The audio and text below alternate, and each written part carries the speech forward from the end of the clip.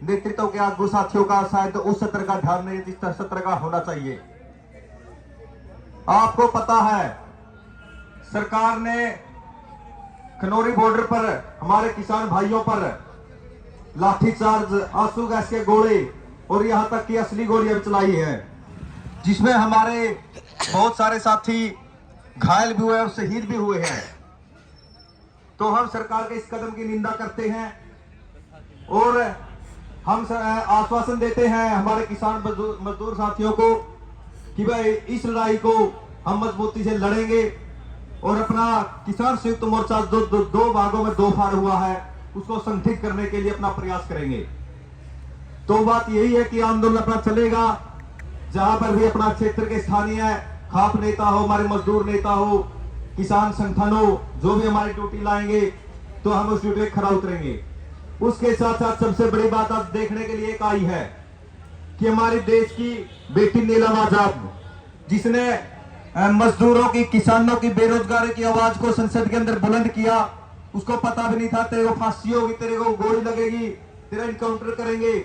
उसने उस कदम को उठाया, लेकिन बड़े शर्म की बात है कि उसके ऊपर हमारे किसान मजदूर साथियों का या हमारे खाप नेताओं का इतना लंबा चौड़ा बयान नहीं आया।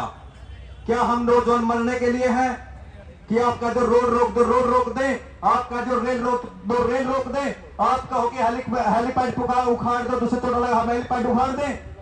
नहीं, ये बड़े शर्म की बात है। भगत सिंह कल शहीद हुआ था, हमारा देश था, हमारी जड़ें थी, हमारी फौज थी, वहां पर फांसी दे दी गई। हमारे पूर्वज क्या वो जेल नहीं तोड़ सकते थे? क्या सरकार के खिलाफ विद्रोह नहीं कर सकते थे? वो कर सकते थे, लेकिन आम जनता के अंदर विद्रोह था। लेकिन कुछ आधे लोगों ने उस विद्रोह को दबाकर एक दूसरी जो शहीदों के आजादी की दूसरी लड़ाई थी, उसका सपना था, उन्होंने उस सपने को उधेड़ कर अपनी आधी आजादी सरकार अंग्रेजों के साथ मिलकर ले ली और उन शहीदों को, उन नौजवानों को वहीं पर शहीद करवा दिया। आज ये दौर नहीं है मेरे पूर्वजों। आज सबसे बड़ी बात है, आपकी बेटी है, आपके हल्के की है। सबसे पहले अपनी बेटी के लिए लड़ना सीखा हमने, अपनी इज्जत के लिए, अपनी नस्ल के लिए लड़ना सीखा है। दिल्ली के अंदर हमारी जब बेटियां पीट रही थी, किसान संगठन खाप नेता जो कह रहे थे भाई हम बेटियों के साथ हैं, वहां पर हमारी बहन थी विनेश फोगाट, मैडम सिक्किम, मैं और एक दो साथी था, हम वहां पे गए। वहां पर जो लाठीचार्ज हुई पुलिस की, वहां पे मेरे को पुलिस ने, विनेश फोगाट खुद ही, मैंने एक ही बात कहा, बेबे वहां बैरिकेड तोड़ने हैं। बोली भाई तोड़नी है, मैं ये ना कह दे कि हमारा आंदोलन खराब हो गया, आप देख आके कुछ भी उसका लाठीचार्ज कुछ भी उसका है। तो उसने कहा भाई बैरिकेड तोड़ने हैं, एक छलांग लगाई, साथ में तारा बेटा जाकर अंदर कूद दिया था। उसके बाद मैडम सिक्किम था, उसके बाद यही बेटी देश की नीलम आजाद, ये भी वहां पर शायद बवाड़े थाने में थी, मैं बवाड़े थाने में जरूर था। तो आपकी जो कहते हैं भाई हाँ भाई हम समाज के लिए लड़ रहे हैं, तो इस बेटी ने आपकी बेटियों के लिए लड़ाई लाठी खाई ना, हमारे पूर्वज वहां पे पीटे खाई। तो फिर आज समाज को उस सत्र पे उसका साथ नहीं दे रहा जैसा देना चाहिए, क्योंकि एक गरीब की बेटी है।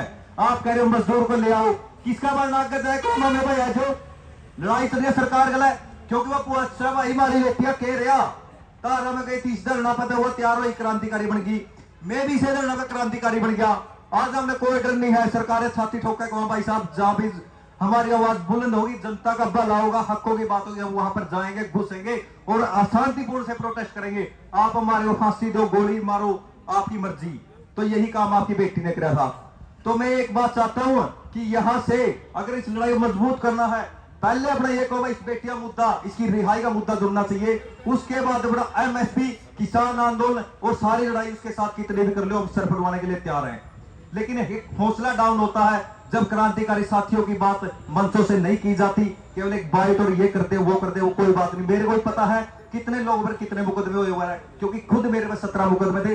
दूसरे चोटा हेलीपैड उखाड़ने में था, खटखट टोल पे जमाने में हमें था, दूसरे चोटा विरोध करा हुआ हमें था। तो मैं कहता हूं इन क्रांतिकारी साथियों बचाओ। धन्यवाद। जय